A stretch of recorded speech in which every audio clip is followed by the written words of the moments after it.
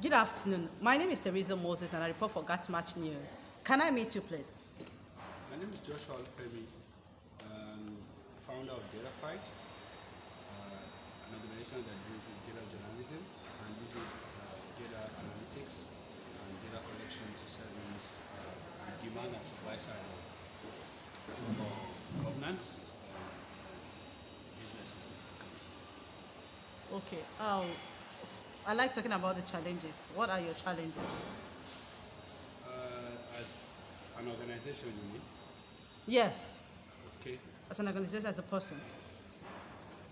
Okay, as an organization, I think the major challenge is why we even have the organization established in the first place, which is access to data. And one of the challenges that we're trying to use data science skills to solve or provide solutions to for the country. So access to data in first the access to the format which they are provided. Of course, the bigger challenge of capacity for the organization, looking at what is possible and what we have capacity to do at the moment, and of course, the challenge of finance to really do as much as we would love to do, especially considering the amount of problems with access to data in the country, and of course, using it to drive decision making, both in the government, business, and the everyday life of Nigerians themselves. What inspired you to set up Dataphyte? Three things. One is having worked with journalists for 5 to 10 years and pushing, the promoting the culture of using data to tell stories. I realized that after the training is done, journalists always have challenges finding the data, and so Dataphyte was, positioned to ensure that you have data that will be useful for, storytelling, advocacy, and accountability. And on also the supply side, we also didn't realize that it's not only a function of political will. There's also the challenge of capacity, both human resource and technology, for even government to publish data.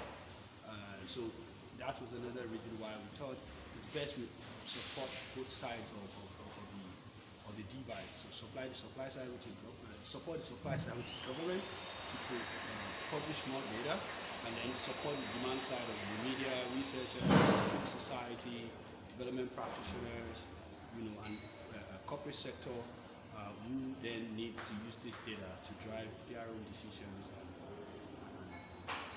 if you like, policies too. On the second leg, the other was, like I mentioned before, that a lot of what people can do, businesses essentially, and so the corporate sector, we realize that the corporate sector in the country is having a lot of challenge, moving beyond, the peripheral level of, data-driven decisions to bring about growth, and also to make smarter decisions about consumer needs, about revenue, and the rest of them. So that was another inspiration. How do we put the right data in the hand of, especially you have over, I don't want to be wrong about the data, you have over 10 million SMEs in the country who need data to drive their work. And the idea was, how can we set up an organization that responds to that? We're empowering medium and small scale enterprises in the country with data to drive their decisions, and of course service provision, and also ensuring that data is, has some amount of location intelligence, which means that you can reach and you can enrich your service delivery. On the third level is, we also realize that if you look at development and donor sector, a lot of decisions are also made based on aggregates data that's available. So development finance is done based on the aggregates that organizations provide. Sometimes this data that they use to determine their work is also dated, so it means it's not up to date.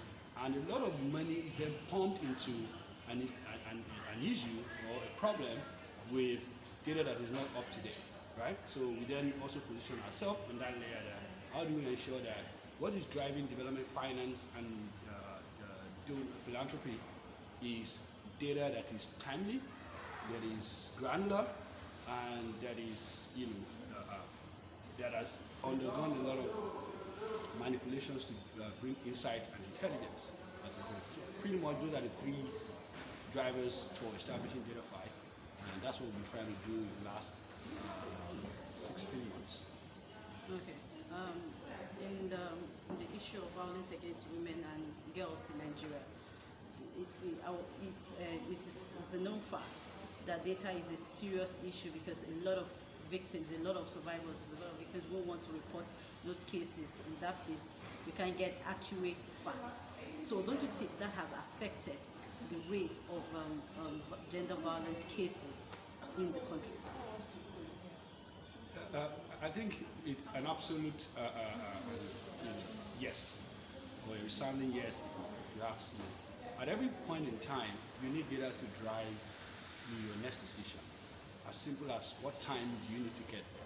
What time do you need to leave your house? You need to be on the mainland, on so day, right? So even not knowing the amount of people who are affected, not knowing the places that are, hotspot for this type of violence, not knowing what are the drivers of those violence, from the point of data, is one thing that will make the problem persist.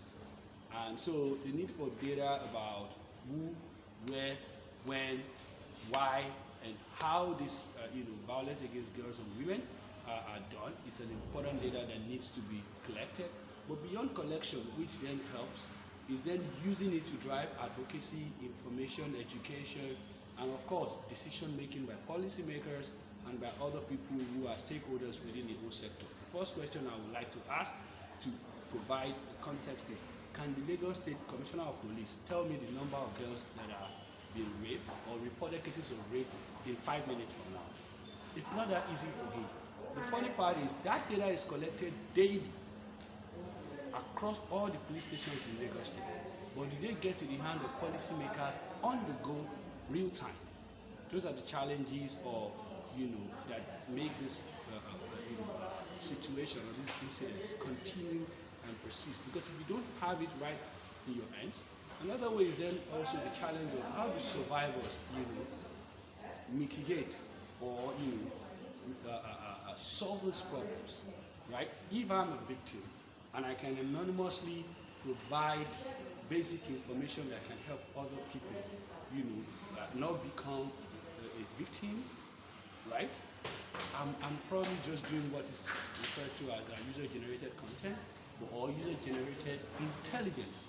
So I know, I shouldn't be on this boat by this time. These are the guys who I should not walk with on the street back from school, or make my bus drivers and the rest of them. So that's one level of importance for both the policymakers and the people who are definitely, women and girls who are definitely affected. We're talking about 50 million, 50 to 100 million Nigerians, if the general population is correct, right? That are affected on a daily basis. And we're talking of people who every incident, creates ripple effect on economic, viability of that person, the social, cultural, exposure of that person or social engagement of that person. Now you're talking of emotional and the generational, challenge that lack of data and the use of it for decision making and for prevention essentially is driving in the country. How do we solve this problem? We've got to use different methods. There's no one, way to solve it. First is, let's first of all examine, what the problems are, then ask ourselves the critical questions of who are the people that can bring about a change, right? How do we use both survivors, the perpetrators themselves, the society and everybody, first to be collectors of that information. So it shouldn't be only one person, but also while they're collecting it, they also have understanding of, necessary privacy, implication of sharing such information, then we must think of a policy-driven, aggregation and insight, and of course, education mechanisms for using the data that is collected. So you need like a comprehensive, holistic, stakeholder engagement that is across the value chain of gender issues, gender equality, gender equity issues in the country. Right? I can play about 20 cases in the air where you can collect data every other day that can then be used the next hour, the next day, the next week, the next year to make better decisions. And until we start to ask ourselves, where are those places? Who are in those places? How can they get the data we need out on time? See how they know what to do. Okay. The issue of violence against women and girls is a serious issue. A whole lot of the Human Rights Initiative, the UNICEF, a whole lot of agencies are working so well to get it curtailed, to reduce the cases of violence against women and girls generally. The cases still increase. There's still cases where we still get reports every day, people being abused and all that. So what do you think is actually the problem? Is it that the journalists are not reporting enough, or families are not, because they are not reporting a lot of awareness, or the lack of families reporting or withdrawing cases of abuse and sexual assault and emotional abuse has hampered this, or what else? Everything you said are contributory factors to increase or I would say minimal level of reduction, if you have any at all. And some of the things we need to start to think of is how do we catalyze existing, interventions by each of these people, from the media to the government to even other development initiatives, to ensure that these problems are tackled right on. The other is to ensure that we don't also work in silos. How do we ensure that each of the stakeholders come together, share information? There's a lot of peer learning, there's a lot of peer review of methods and measures that are put in place. So we don't work in silos, right? For journalists, how do we ensure that it's not about competition, it's about collaboration?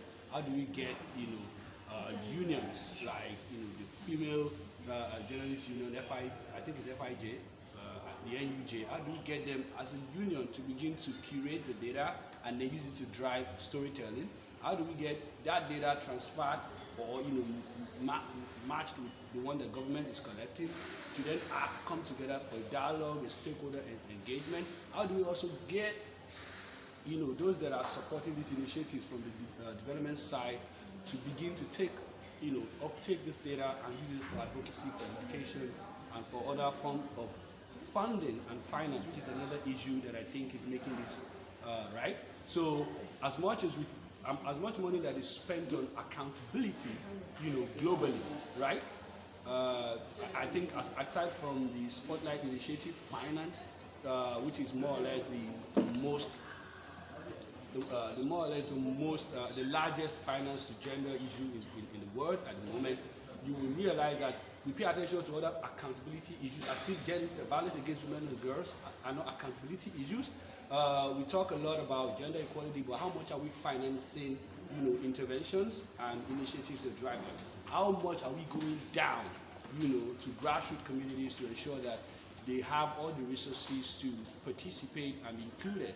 How much are we also paying attention to people who the society naturally underserved or are vulnerable people, the disabled people, the less privileged, communities, the cultural, faith-based organizations? Are we financing interventions and initiatives by these people to also, add to the various outcomes that we are getting? So you need to bring everything together, from collaboration of different stakeholders, collaboration within grassroots groups such as the media, such as CSOs. You then come to how do you ensure that across board data becomes not just an additional, but what drives the entire process. The end-to-end of that engagement is data-driven, right? I think that will be some of the ways we can begin to solve the problem. And above this, we need to also share the story of hope. what's working has to be something that we highlight so that others can learn. Everybody wants to know how you scale the hurdle, and as much as we make that sounding, as much as we make that go viral, then we have a better days ahead. Social media has it helped in reducing crime rates and sexual abuse in Nigeria, or it has increased? I don't have the numbers, but I think that in terms of spread, reach of the information, I can't talk about the depth of the conversation. I think that social media is driving it a lot, and that's why we need to pay attention to the purposes that government give to how they interrogate or engage social media. So today we don't have Twitter any longer. So even if you wanted to pass all this message on Twitter, right? Yes. So that's the thing. So when you think you're trying to silence some people, you're actually silencing you're gagging a lot of other or suppressing a lot of other important things that you say even as government that you promote, right? Or that you pay attention to. So the social media was not about one issue. It was about all the issues, all the conversations, all the dialogue that we need to have, and all the questions that we need to throw out there. The social media, as much as it's important, is the most massive after broadcast or electronic media in reaching the people. And if you take that away, you're taking us back to the Stone Age, or like George Orwell, who I love, said, you're taking us back to 1984. And so don't suppress the social media. Is a platform for expression of interest. Manage, don't manipulate. That's what I would say we should think about every time we think of social media for violence against women and every other social issues that we are confronted with. On a final note, what's your advice to men out there about violence against women and girls? I think that every time that men want to engage this issue, they need to come with high level of humility, and the humility is about what the issues are. The other way to look at it is drop all the caps that you wear and just wear the cap of human right. Human right. A woman has a right as much as a man. And so if you wear majorly the human right cap, every other thing will start to, give way. So if you say, oh, she's my wife, she's my daughter, she's my community member, she's my constituent, and that's how you look at her. You don't look at her from the point of she's human, she's got her rights, she's got her dreams, she's got her questions, she's got her needs. If those are not the questions we are asking, but we are just placing people in one box, then we're going to have a lot of issues. So I'm going to say to men, wear the cap of human right, wear the cap of humanity every time you engage in issues of violence against men and girls. Never give it every other selfish or ignorant or I would say biased perspective to the real issues. Thank you.